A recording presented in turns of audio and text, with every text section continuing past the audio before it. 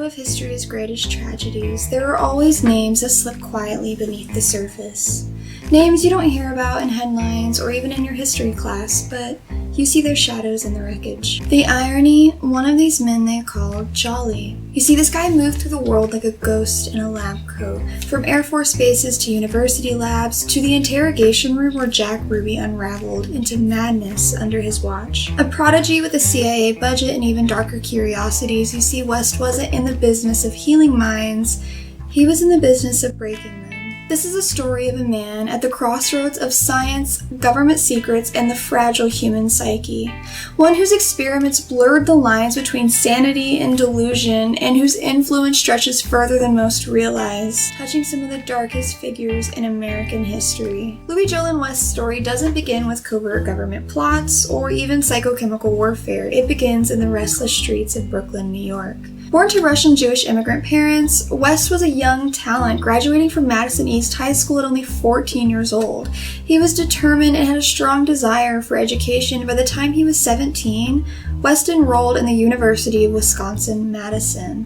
When war engulfed the world for the second time, Louis answered the call. Later, the Army would send him for medical training in Iowa, where he would meet his wife, Catherine K. Hopkirk, and they would marry on April 29th, 1944. He would go on to earn his medical degree from the University of Minnesota in 1949, but it was at his psychiatric residency at Cornell's Payne Whitney Clinic where he honed a clinical precision. However, later during his service in the Air Force, when he was working with Korean War POWs, that's where his lifelong obsession began to emerge. His job was to examine the U.S. soldiers returning back from the POW camps and determine whether or not they had been brainwashed. You see, the boys came back different. Hollowed eyes, twisted memories, ghosted thoughts. At the time, brainwashing was a national panic. 21 American POWs refused to return home from Korea, choosing to instead stay in communist China, many confessing to war crimes like germ warfare or even adopting pro-communist stances.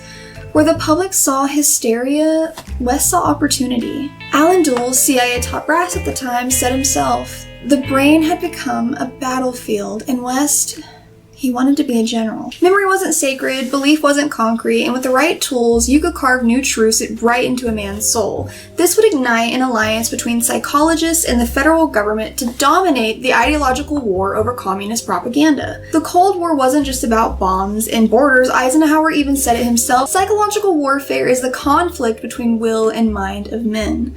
The war over the mind. The question of how much of the mind was truth and how much was suggestion haunted West. Now, officially, West's time on the base was spent helping the soldiers decompress, but unofficially, he was already exploring the limits of psychochemical warfare, hypnosis, drug-induced states, and behavioral conditioning, tools that would later become central to MKUltra. By 1954, West was the youngest person in the US to hold a chair in a psychiatric department. His lab at the University of Oklahoma, Project 43, funded covertly by a CIA front, the Gusch-Schechter Fund, West's laboratory became grounds for grotesque experiments, primarily involving the use of LSD. Coincidentally, the godfather of LSD, the founder of the Brotherhood of Eternal Love, John Griggs, was also originally from Oklahoma before settling down in Orange County. We will get back to California later. The quiet university town of Norman now masks a dark secret with a $20,000 price tag. Government research that sought not merely to understand the human mind, but to shatter it to pieces with an aim for control. The project sought to study effects of hypnosis combined with psychotropic drugs like LSD to induce dissociative states, implant false memories, and potentially control subjects' actions. In 1956, West laid it all out in a proposal that read more like a villain's manifesto than academic research. His goal?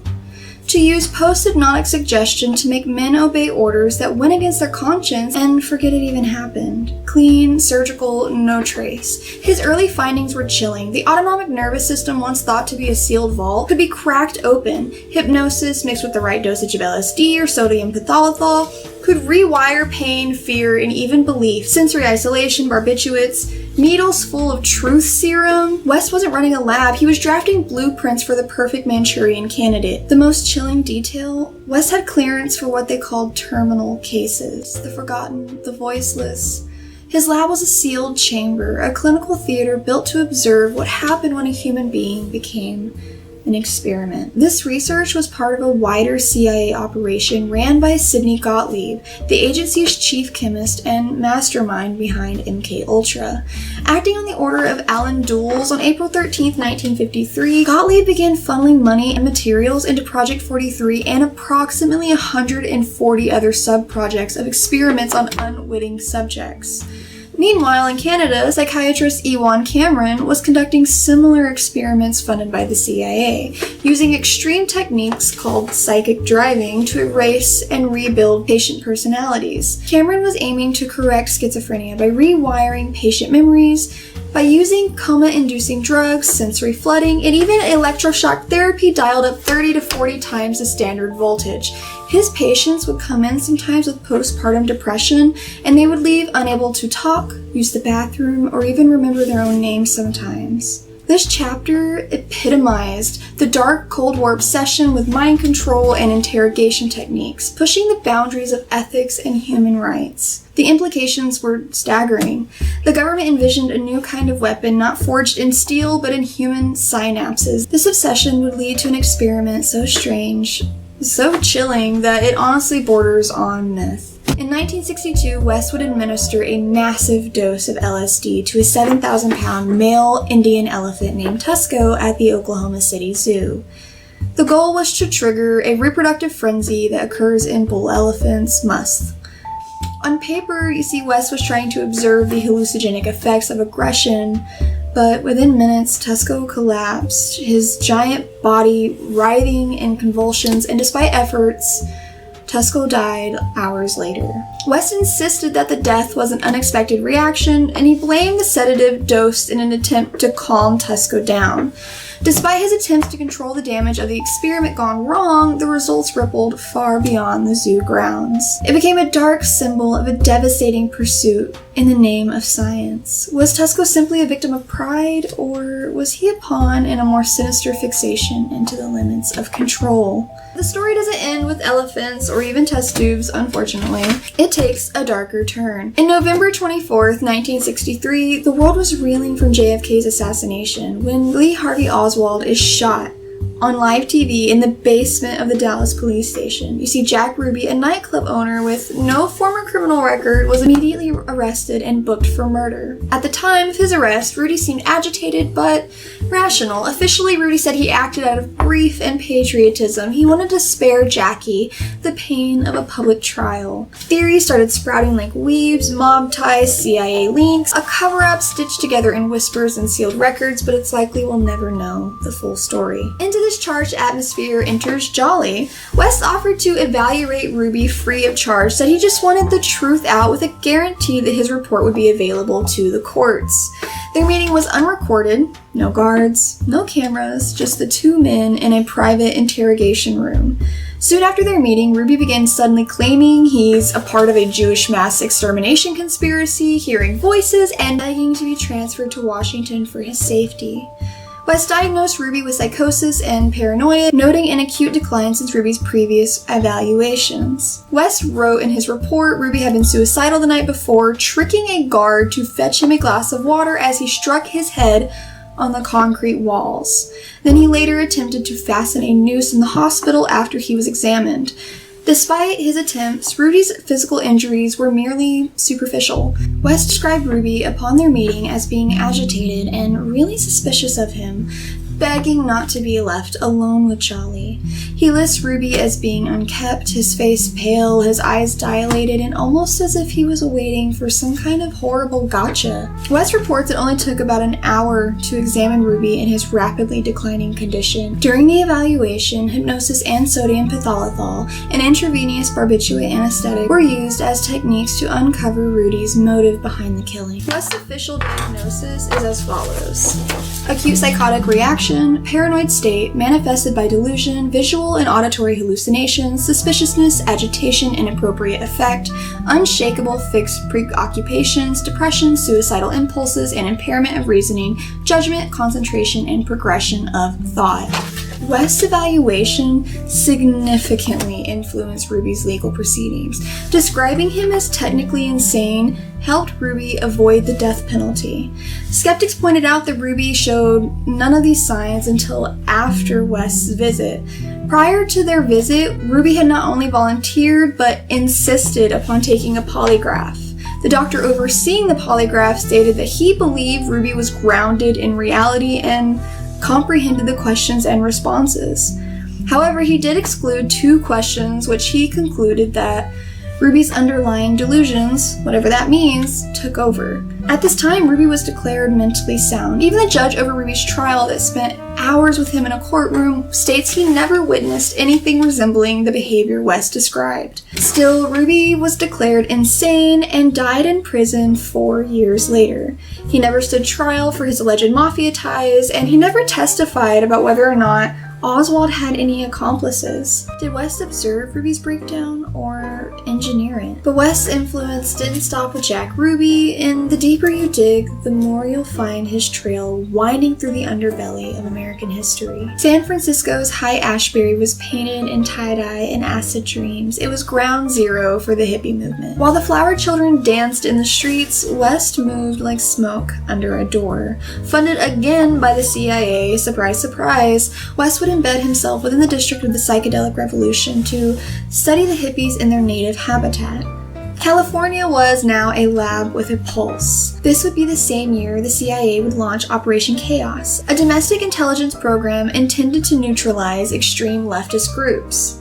See, San Francisco was no stranger to covert experiments, having been home to Operation Midnight Climax just a few years before. That was another secretive program led by Gottlieb and, coincidentally, the man who brought Lucky Luciano to justice, George Hunter White, where paid prostitutes lured Johns into CIA safe houses where they dosed them with LSD and yohimide hydrochloride. These men were watched through one-way mirrors by agents with clipboards, and their purpose? To see how drugs and sex might crack open control of the human mind, kind of like a precursor for what we see now. The San Francisco safe houses were closed in 1965, marking a shift in the focus to counterculture groups that West and the CIA were now analyzing. As West embedded himself within the community, he opened a free clinic where subsequently members of the infamous Manson cult were recruited for experiments during the Summer of Love. Now, Tom O'Neill, the man who spent decades digging up MKUltra's bones for his book Chaos, couldn't place Manson and West in the same room, but he found them haunting the same halls. Manson's parole officer, the lenient Roger Smith, held weekly meetings at the same clinic during the same period of time. Manson also frequented the clinic himself with his girls. O'Neill's research would also reveal correspondences between West and Gottlieb, which uncovered much of the lie that we knew to be West's career. And during this time, West was also known to attend high-profile social gatherings, reportedly including events hosted by the magazine titan we all know, Hugh Hefner. Now, Hugh Hefner was known to have intelligence ties and long-standing connections to figures in Oklahoma publishing and even politics. Former Oklahoma Governor Mary Fallon was proposed to in the grotto of the Playboy Mansion, her family once running media outlets that formerly partnered with Playboy. Coincidence? Yeah, probably, maybe. But Jolly's web was wide, and it caught a lot more than flies. The Playboy Mansion seems to be a lot more than just silk robes and bombshell bunnies. It was established just 5 years after the CIA. Playboy became a vessel for hard secrets. The CIA was known to even keep notable copies of the magazine despite its typical content. Playboy famously featured high-profile figures like Fidel Castro and even Jim Garrison, the New Orleans DA who swore the CIA had a hand in JFK's death. In October of 1967, Garrison alleged that the hit was carried out by ex-CIA men. His key witness, Perry Russo, swore he heard Lee Harvey Oswald and Clay Shaw plot the assassination at a party hosted by anti-Castro operatives. Most of the men Garrison named were already dead, but Shaw stood trial. On March 1st, 1969, he was acquitted. Case closed, but the questions lingered, and there, in the background, always, was Jolly West. smiling politely and observing everything. One of the strangest threads in Jolly's web is Lance Rensel, former NFL wide receiver, University of Oklahoma alumni, and a man whose public life unraveled in a series of indecent exposure charges. West openly admitted to treating Rensel, pointing out that the football player's concussions probably influenced his actions, foreshadowing what is now known as chronic traumatic encephalopathy. In the late 70s, Rensel found himself living in the Playboy Mansion. The thinking was that the mansion's open sexual expression could somehow cure him. The employees even reporting that his problematic behavior was encouraged in the name of sexual liberation. Whether West helped place him there is kind of unclear, but the connections between experimentation, affluent circles, and psychological manipulation were kind of getting hard to ignore. By 1969, West moved to Los Angeles, taking the helm at UCLA's Department of Psychiatry and Neuropsychiatric Institute. There he proposed the Center for the Study and Reduction of Violence. It sounds noble, but the devil was in the paperwork, believe me. You see, West believed the riots of 1972 had roots much deeper than politics. He believed that violence was hardwired into certain groups. He floated proposals to scan for XYY chromosome in male babies, use chemical castration on violent offenders, and even implant electrodes into the brains of Black and Hispanic men flagged as high risk. The center originally planned to use prisoners and even involuntarily institutionalize patients as subjects, but the public outcry declared it a dystopian overreach. The committee opposing the abuse of psychiatry called West's work what it was: medical authoritarianism dressed up in a white coat. After the controversy, West quickly backpedaled and he promised no prisoners, no forced experiments and procedures, and no mind control. But the damage was done, and some of his peers branded him as a fascist butcher or even Nazi doctor scum. He insisted they just misunderstood him and that he shared their concerns, but ultimately the project was shelved. However, its legacy would haunt the neuropsychiatry world and even the justice system perpetually. Dr. Lee Coleman, one of West's harshest critics and a member of the opposing committee, said that West's work made the system of punishment worse, and the system gets away with it because it's labeled as therapy. Meanwhile, in Washington, the curtain was being pulled back on MKUltra. Nixon declared drug abuse was now the nation's #1 enemy and launched the war on drugs. The public's perception of government secrecy and even unethical medical experiments had drastically changed. Once considered a tool for intelligence work was now honestly highly stigmatized.